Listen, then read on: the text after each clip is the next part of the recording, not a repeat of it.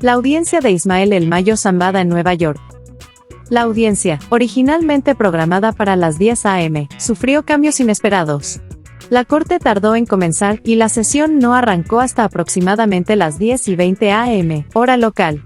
La Sala 11D, el mismo tribunal donde Joaquín El Chapo Guzmán y Genaro García Luna fueron enjuiciados, estaba repleta. La presencia de agentes de la DEA y fiscales de distintas jurisdicciones subraya la magnitud del caso. La prensa, restringida, observó el procedimiento a través de pantallas situadas en un piso adyacente. El escenario revela una visión impactante de un Ismael Zambada de 76 años, enfundado en el uniforme de prisionero caquí. A pesar del otoño, el calor en Nueva York es palpable. Zambada, desmejorado, tiene la piel flácida y una nariz deteriorada, como se describe en el libro El Traidor debido a su adicción a la cocaína. Su aspecto es casi fantasmal, con una voz ronca y débil y su cuerpo parece agotado y ausente, moviéndose de un lado a otro en la silla. La imagen de un hombre que, a pesar de estar rodeado de acusaciones graves como las relacionadas con el fentanilo, parece desconectado de la realidad, es impactante. La actitud de Zambada durante la audiencia sugiere una profunda resignación o desconcierto. Se declara no culpable con una voz apenas audible, y su comportamiento parece reflejar una falta de conexión con su propio destino. Las conjeturas surgen sobre si su mente está enfocada en la actual guerra en Culiacán, donde su hijo, Mayito Flaco, enfrenta grandes desafíos. Después de la audiencia, el abogado Frank Pérez es abordado por los periodistas. Pérez se mantiene reservado sobre las amenazas de muerte que Zambada habría recibido en Texas y sobre la posible cooperación del acusado con la fiscalía. Sin embargo, no descarta la posibilidad de un acuerdo. Pérez también menciona que la salud de Zambada está controlada, aunque se menciona que su pierna necesita asistencia para moverse, lo que subraya su estado de salud deteriorado. Hernández describe el momento con un tono de asombro, contrastando la imagen de Zambada con la figura de un hombre que alguna vez fue percibido como invencible. Verlo ahora, despojado de su antiguo poder y sentado en el banquillo de los acusados, resulta un espectáculo desconcertante para quienes han seguido su historia. El ambiente en la sala de fiscales y agentes de la DEA es de celebración. La llegada de Zambada a Nueva York y el manejo de su caso son vistos como un logro significativo para las autoridades. La falta de cobertura en México añade una capa de ironía a la situación, destacando cómo las repercusiones de este caso se sienten más intensamente en Estados Unidos. En México, la violencia desatada por la guerra interna del cártel Sinaloa ha llegado a un punto crítico. La suspensión del grito de independencia y la cancelación de eventos importantes subrayan la gravedad de la situación. La violencia ha llevado a la suspensión de clases y ha generado llamados para restaurar la paz en las regiones afectadas. La situación en México, destacando la posible conexión entre la violencia actual y el caso de Zambada. La intensificación de los conflictos en Sinaloa y otras áreas refleja una guerra abierta que está afectando profundamente al país. El abogado Frank Pérez aclara que Zambada está en una cárcel federal y no en un hospital, aunque recibe la atención médica necesaria. La condición física de Zambada, descrita como descompuesta y ausente, contrasta con su imagen previa de poder y control. Hernández critica la visión de algunos reporteros sobre la violencia en México, argumentando que la situación actual debería considerarse como una guerra activa, no solo como escaramuzas. El control del cártel de Sinaloa y la intervención del gobierno se ven cuestionados a la luz de los recientes eventos.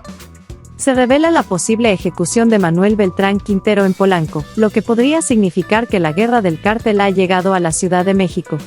La confirmación de su identidad y la implicación de los cárteles en estos eventos podrían tener consecuencias graves. Estamos apenas al inicio de una tormenta que podría desatarse en una ola de violencia aún más devastadora. Lo que ha ocurrido en la Ciudad de México es solo el primer acto de una tragedia que podría desencadenarse con fuerza imparable. Es imperativo que los medios de comunicación y la opinión pública mantengan un enfoque vigilante en la identificación precisa de la persona involucrada. La transparencia del gobierno de la Ciudad de México es crucial para entender los posibles escenarios futuros y prevenir una escalada de violencia. La responsabilidad de las autoridades es clara, deben anticipar y mitigar los riesgos que acechan en cada rincón de la ciudad. No olvidemos que tanto los Chapitos como la facción del Mayo Zambada operan en la Ciudad de México, infiltrándose en lugares como el aeropuerto y manteniendo sus actividades criminales en lugares de alto perfil. La Ciudad de México, que durante mucho tiempo fue un terreno neutral para ambas facciones, ahora podría convertirse en el epicentro de un conflicto sangriento.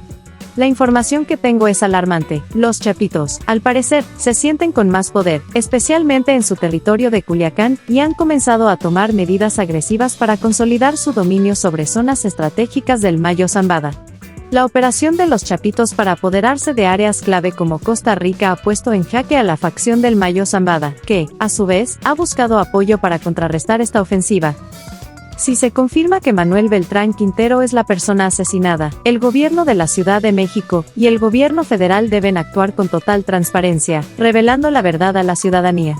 La falta de información clara solo contribuirá a la desinformación y a la confusión, poniendo en riesgo la seguridad de los ciudadanos.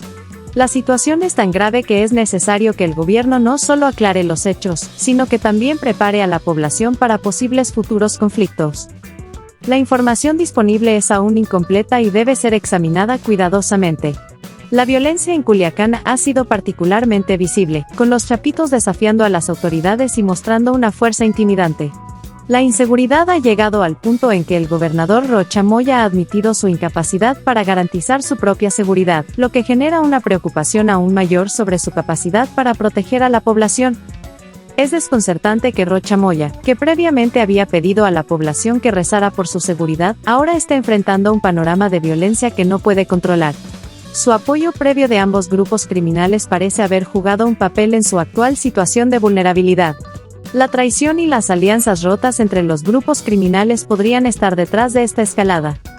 Los conflictos entre los chapitos y la facción del Mayo Zambada han escalado, con los primeros intentando apoderarse de territorios clave que históricamente han pertenecido al Mayo Zambada. La situación ha llevado a una intervención de otros actores como Chapo Isidro y fuerzas de Zacatecas y Durango, que intentan ayudar a los Zambada, pero enfrentan obstáculos significativos. La guerra entre estas facciones está lejos de resolverse y la falta de información precisa solo alimenta la incertidumbre. Los números oficiales de víctimas y desaparecidos siguen siendo imprecisos y el gobierno parece estar minimizando la magnitud del conflicto.